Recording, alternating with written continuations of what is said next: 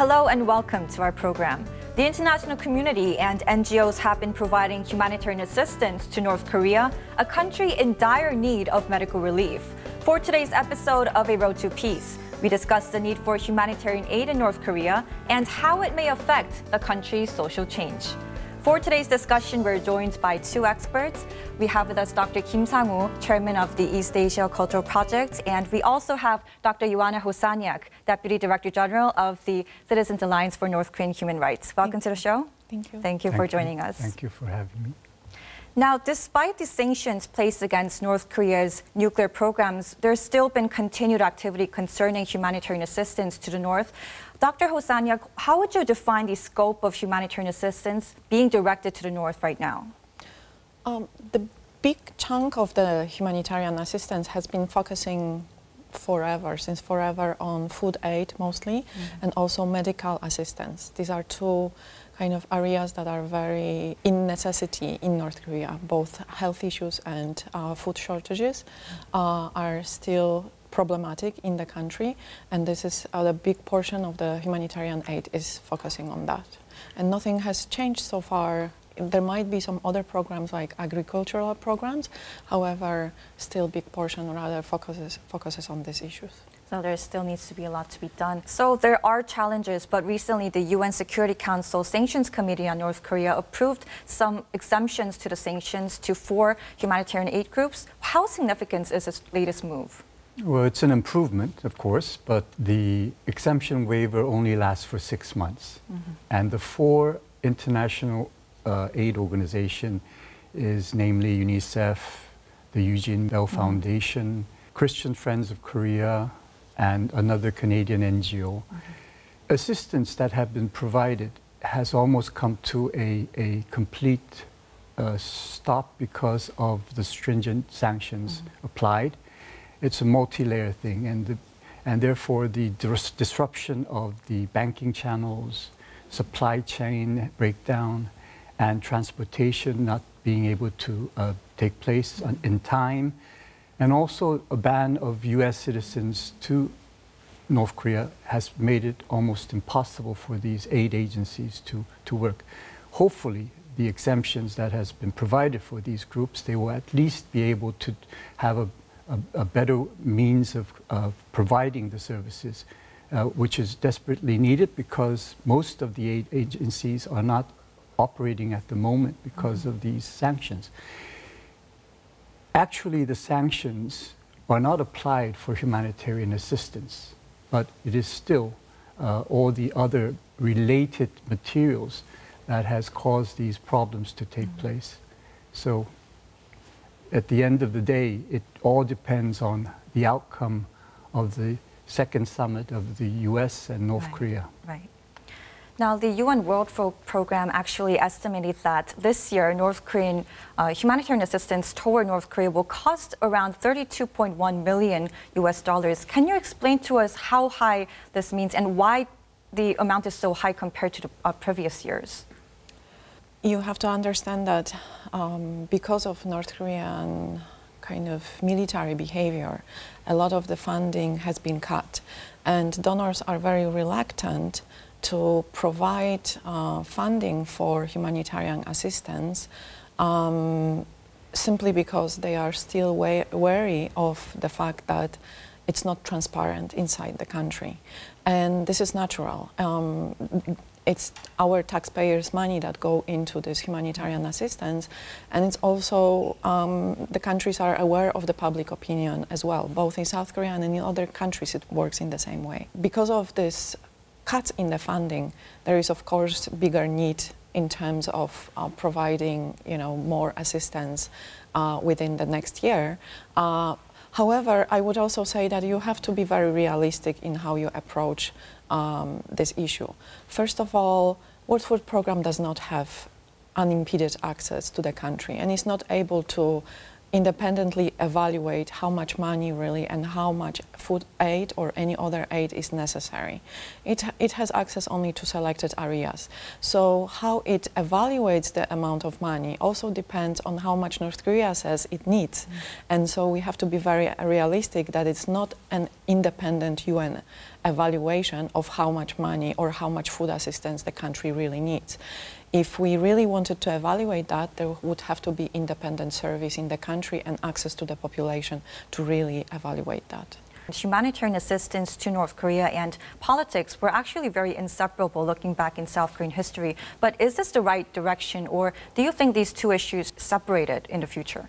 Yes, very much so, but unfortunately, the reality in South Korea enables this to take place because depending on which government is in power and what relationship it has with North Korea, and also what North Korea actually does itself in terms of action, this provides the momentum of what the governments can do. So they have linked this, regardless of the fact that they say that humanitarian assistance is non-political, they tend to have a strong political influence, no matter what, because it is the government at the end of the day that provides the permission, that provides the civilian aid agencies to actually visit North Korea and do their assistance activities. Then how can this be prevented from now on? Well, slowly but gradually, I think there is a growing attitude within South Korean society that we should not link this with politics, because politics will change, and depending on the situation of the day, it will change. But vulnerable population of North Korea will always exist, and they need the assistance no matter what. Therefore, it is a moral thing to do in terms of providing this assistance. And I think there is a growing attitude there, because one of the examples will be the Eugene Bell Foundation, and they rely upon the donation of the sponsors, which are actually in South Korea mostly, and they, regardless of the political situation, they provide this assistance, and they have faith in that they are helping these people as individuals, not as North Korea, a political regime or anything like that. These are people in need, and they provide that assistance, and they feel happy about this. Well, that's a good thing for North Korean society and South Korean society. But Dr. Hosaniak, now the international community is very well aware that there are serious human rights violations in North Korea. But can these humanitarian aid groups do something to address this issue? Definitely yes. In the UN, we have so-called human rights-based approach to humanitarian assistance and development, which means that both humanitarian assistance and development should have an impact and involvement of the local communities. This is a very big problem in North Korea. And, but I would also be very skeptical of putting too much hope into humanitarian assistance, that it brings changes in the country. It is usually portrayed so by many governments that this kind of contacts, this kind of aid will improve the situation in North Korea. No, it will not. Show me another country where humanitarian assistance improved human rights situation in the country. This is an unrealistic approach. There is so far, you know, that humanitarian assistance can do inside the country. Mostly it relies on relief projects and not on a certain involvement of local communities. However, the humanitarian assistance should be based on certain principles, and I think having this 20 years of experience of providing humanitarian aid to North Korea, we are in a good position to negotiate better conditions to provide this humanitarian aid, better access to the country, independent surveys that are not reliable on North Korean local staff and what North Korea provides in the statistics that is unreliable, having direct contact to population, and having also certain personnel, the NGOs or agencies can contact long term, not that they are changing all the time and they don't know, also that they have access to the areas they provided aid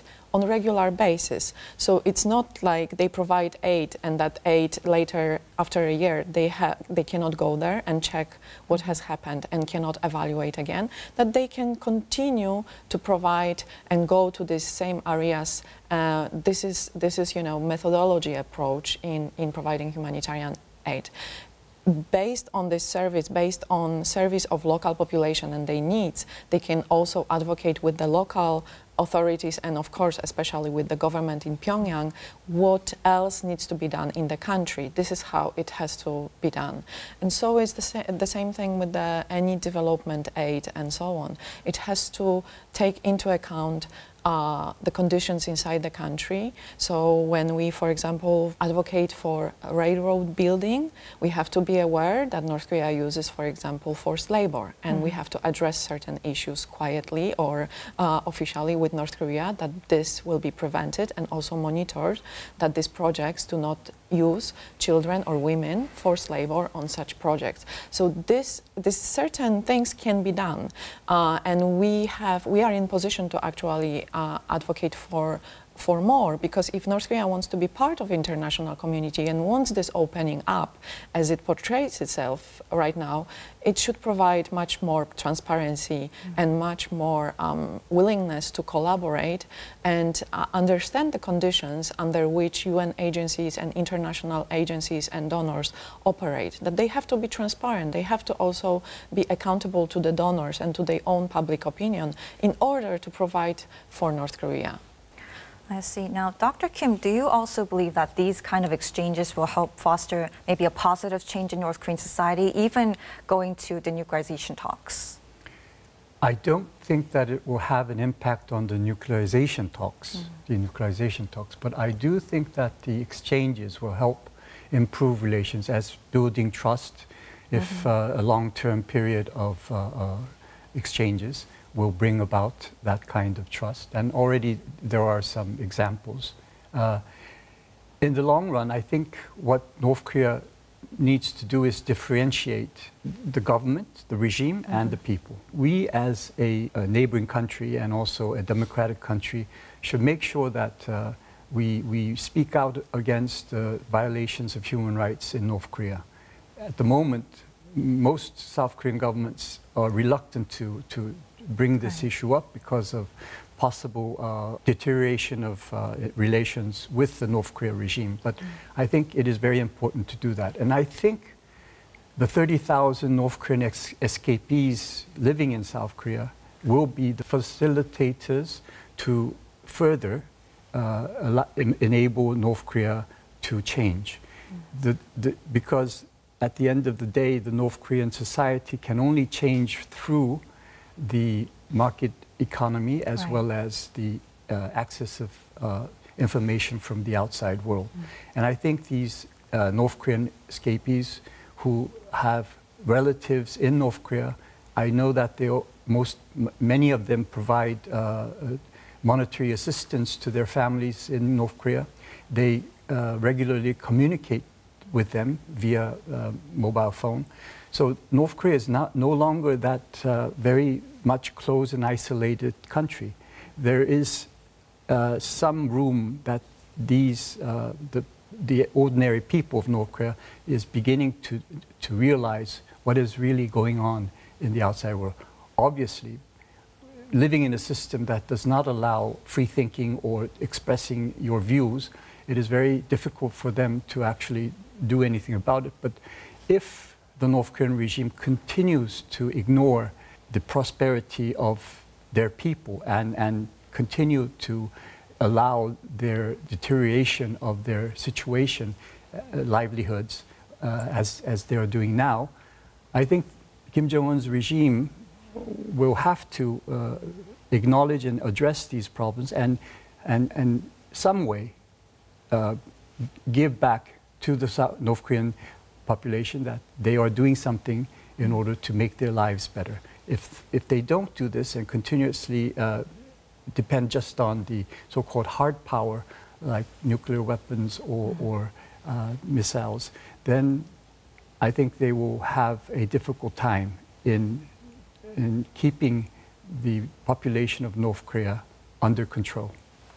Now, I also want to discuss inter-Korean cooperation projects because last year, through the course of 3 inter-Korean summits, South Korean President Moon Jae-in and North Korean leader Kim Jong-un agreed to improve their cooperations in various areas. We do have the issue of sanctions, but then again, we're seeing some progress concerning inter-Korean railways and the recovery of war remains. Dr. Kim, would you say that these kind of efforts are proving to be positive towards the future inter-Korean cooperations and their efforts as well?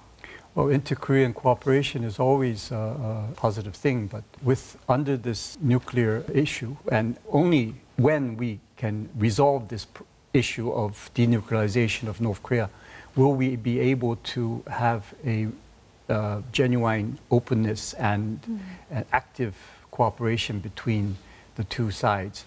Because we are very much a part of the international community, and the UN resolutions imply that sanctions will be pressed against North Korea until there is some kind of resolvement of the nuclear issue.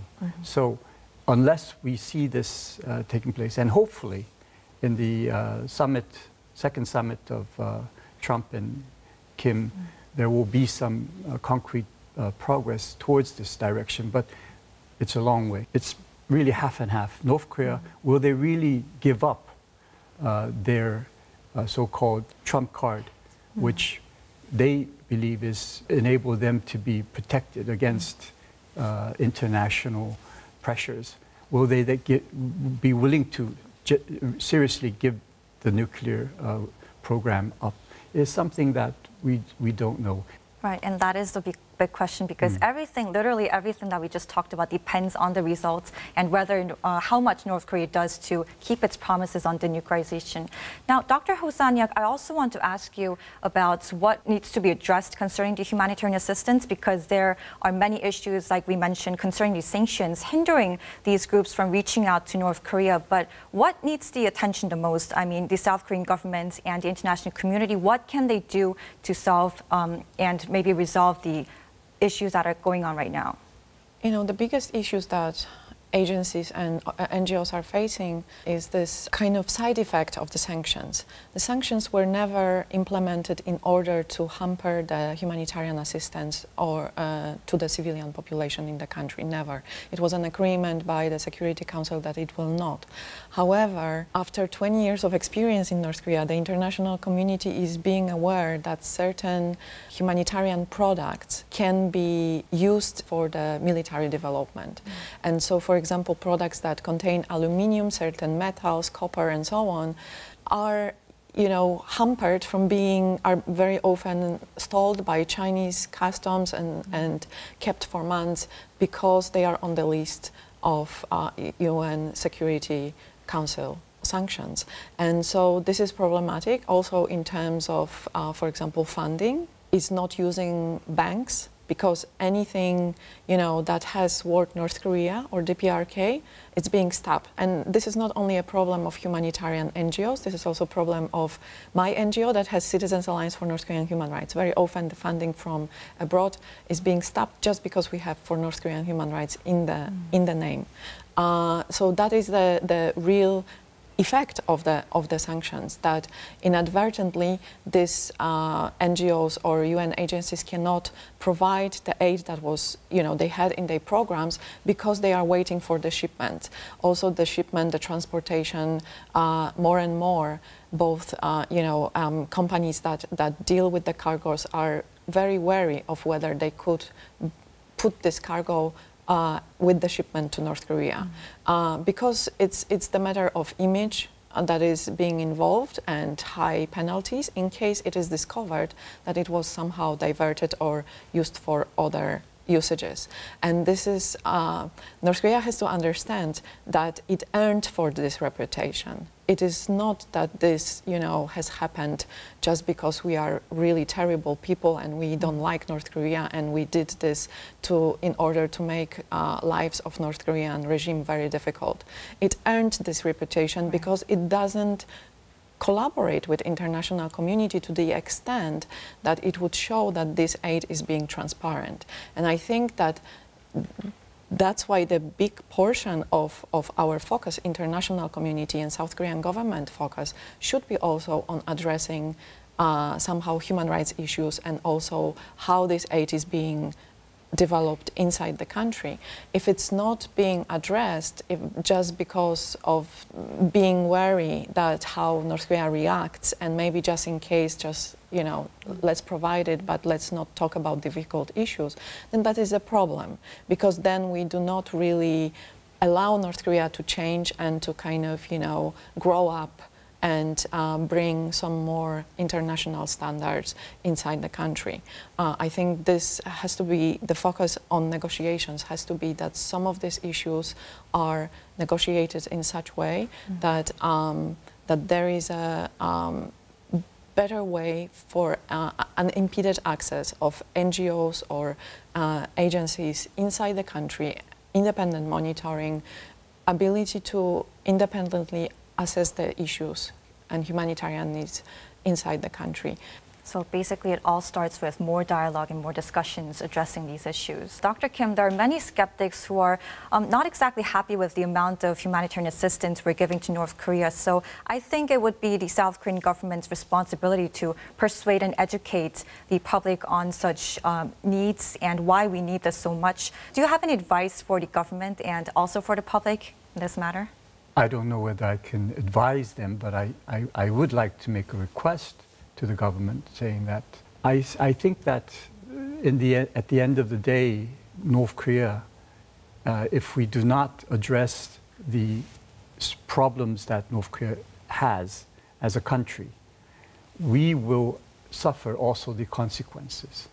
Because whether we unify the country or not, we will have to live with North Korea, and North Korea is a part of Koreans. We speak the same language, we have same cultural heritages, and therefore, whatever happens, we need to get along with them and be able to live peacefully together, coexist. And ultimately, of course, a unified Korean Peninsula will be our objective. But in order to do that, we need to think about, separate politics and the common needs of the sufferings of the North Korean population. Because we know economically North Korea is underdeveloped and has serious problems. And especially it can affect generations. I mean, already the comparison between North and South in terms of nutrition of the young under 5 generation and is seriously affected. They will not be able to mature in a healthy manner because of lack of nutrition, lack of medicine, lack of many things. So although the North Korean regime presents itself as being huff and puff and we're going to blow your door down kind of attitude, we still need to separate that with the people of North Korea and provide that assistance necessary. But again, I say that South Korean government also has, for a long time, been very suspicious, and also the fear-mongering of North Korea as kind of an enemy has been something that is actually the fault of North Korea. I mean, they have consistently provoked and made provocation against South Korea. So therefore, it is only natural that the South Korean people are reluctant and suspicious about North Korean attention. But as I said, we need to separate the regime and the people and think about that in that direction. In the long run, as I say, these North Korean escapees are actually the facilitators. They will be able to provide the bridge towards the North Korean people and South Korea. Because North Korean people have been educated since birth that South Korea is the enemy. So we need to break that barrier down. And the only way that we can do that is through these kinds of consistent contacts and providing humanitarian assistance and thinking of North Korean people as our own, in a way. And I know that it's difficult because I too have fears and suspicion, but we need to act in a more mature way. And because we can afford to do more for North Korean people, we must do what is morally right. And in the long term, it is in the benefit of us in South Korea to do that. So despite the politics, what needs to be done needs to be done. Needs to be done. Right. So Dr. Kim and Dr. Hosaniak, thank you so much for sharing your insights with us. Thank you. Thank you. We hope North Korea's efforts to establish itself as a normal state will create synergy with the international community's commitment towards humanitarian assistance to the North and drive greater change in the North Korean society. This is all we have for you today. We'll be back next week. Thanks for watching.